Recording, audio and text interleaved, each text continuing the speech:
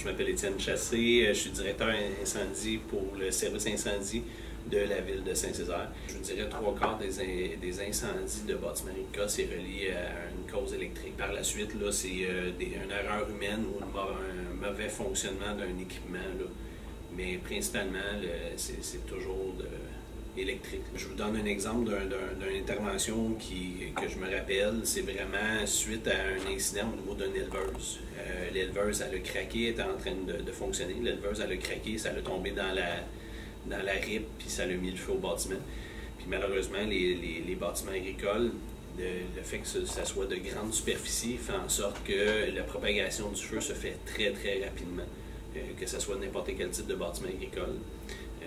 Disons que c'est plus dur là, au niveau du travail pompier d'être efficace. Là. Une unité qui fonctionne mal, un système mettons, une fan qui surchauffe, qui fait en sorte qu'elle n'a pas été nettoyée, elle n'a pas été vérifiée, puis ça peut causer les incendies. La problématique, c'est le délai avant que quelqu'un voit qu'il y a un incendie est déjà trop tard, parce que la propagation s'est faite à la grandeur.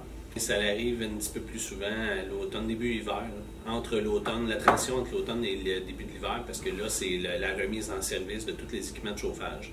Fait que c'est là, principalement, qu'on voit une hausse marquée là, des incendies de bâtiments. Là. Il y a les systèmes qui sont mis en place, qui font en sorte que ça change la façon de fonctionner au niveau agricole, du côté électrique. Là. Puis ça, c'est un avantage, ça va être là.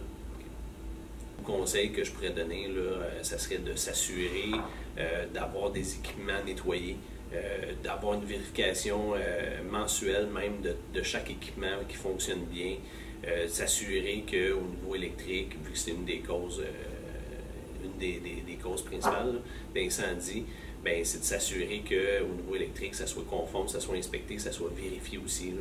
Puis s'assurer de prendre le temps qu'il faut pour brancher comme il faut les équipements et non de dire j'ai pas le temps, je vais faire un petit coup vite. C'est souvent dans les petits coups vite que c'est là que les accidents se déclarent. Là. Et si vous avez besoin, vous pouvez faire affaire avec les services incendies qui sont là pour vous donner des conseils, aider à peut-être développer des trucs pour éviter des incendies, et ainsi de suite. Là. Les services incendies sont là, on est là pour les citoyens. Fait que, on fait partie des ressources municipales en place. Puis c'est gratuit. Donc, c'est important à ce que les agriculteurs prennent le temps de nous consulter là, pour éviter des risques et des dommages collatéraux là, au niveau de la famille, au niveau des pertes que ça peut engendrer.